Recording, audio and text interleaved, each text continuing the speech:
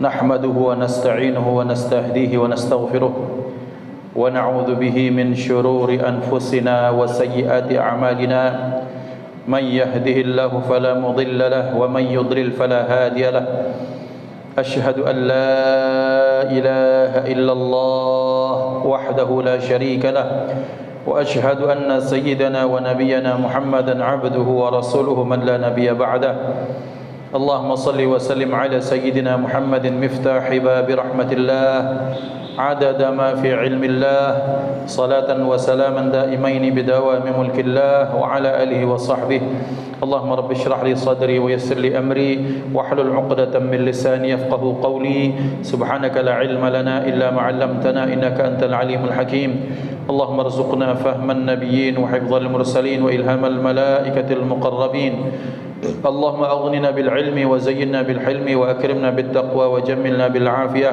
لا حول ولا قوة إلا بالله العلي العظيم والحمد لله رب العالمين نوينا التعلم والتعليم والتذكر والتذكير والنفع والانتفاع والإفادة والاستفادة والحث على التمسك بكتاب الله تعالى وسنة رسوله والدعاء إلى الهدى والدلالة على الخير ابتغاء وجه الله ومرضاته وقربه وثوابه سبحانه وتعالى على هذه النية وعلى كل نية صالحة جامعة شاملة نافعة من خيرات الدنيا ونعيم الآخرة وإلى حضرة النبي المصطفى محمد صلى الله عليه وسلم سرابك بسر الفاتحة أعوذ بالله من الشيطان الرجيم بسم الله الرحمن الرحيم الحمد لله رب العالمين الرحمن الرحيم مالك يوم الدين إياك نعبد وإياك نستعين اهدنا الصراط المستقيم صراط الذين أنعمت عليهم غير المغضوب عليهم ولا الضالين آمين.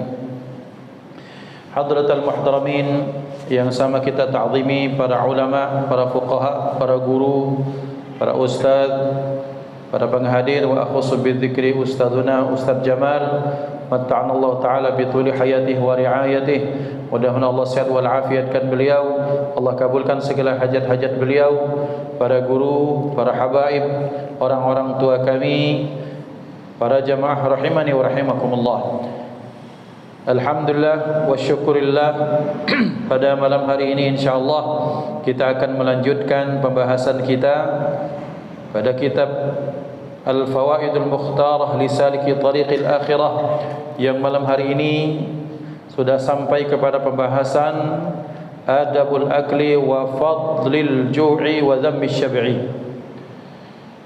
Salawat dan salam terlimpah ruah kepada hadrat Rasul Sayyiduna wa Maulana Muhammad sallallahu alaihi wa alihi wa sahbihi wasallam beserta keluarga, sahabat, pengikut sekalian. Amin Allahumma amin.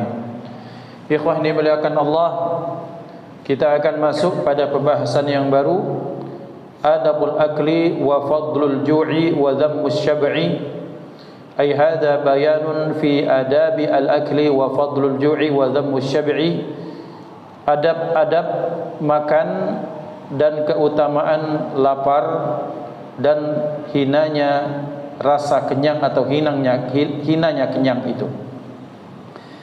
Bismillahirrahmanirrahim. Qala al-muallifu nafa'ana Allah ta'ala bi'ulumihi fid darain amin. Adabul akli, adab-adab makan. Sebagaimana kita tahu ya ikhwan, bahwa adab adalah aturan-aturan zahir yang diberlakukan di dalam Islam dalam kaitannya dengan tingkah keseharian kita. Baik kebiasaan kita itu makan, minum, berpakaian, kemudian berinteraksi secara sosial, kemudian masuk masjid, keluar masjid, adab bertetangga dan semuanya, yang aturan-aturan ini bersifat zahiriyah yang akan membentuk orang tersebut menjadi pribadi yang diridai Allah Subhanahu wa taala. Barang siapa, dalam salah satu kalam hikmah yang menyatakan, barang siapa yang merendahkan atau menganggap enteng adab, maka dia akan dimudahkan untuk meninggalkan yang sunnah-sunnah. Dan barang siapa kemudian menghinakan, merendahkan, menganggap enteng sunnah, maka niscaya dia akan dibuat berat untuk melaksanakan kewajiban. Dan kalau sudah berat untuk melakukan kewajiban, maka dia terhalang daripada kebaikan-kebaikan, wal iyadzu billah. Maka berarti adab merupakan pintu bagi seseorang untuk mendapatkan kebaikan Allah Subhanahu wa taala. Dan adab merupakan tolak ukur orang tersebut, apakah orang tersebut cinta kebaikan atau tidak. Maka sering dalam maqalah yang disampaikan bahwa banyaknya adab dengan sedikitnya ilmu lebih diutamakan dibandingkan dengan banyaknya ilmu sedikit adab. Karena sesungguhnya adab itu merupakan bagian daripada ilmu itu sendiri. Kemudian adab adalah kunci dari seseorang untuk mendapatkan kebaikan-kebaikan Allah Subhanahu wa taala. Maka kalau ada orang yang menganggap ada istilah di barat itu namanya table manner, artinya tata cara ketika seseorang makan.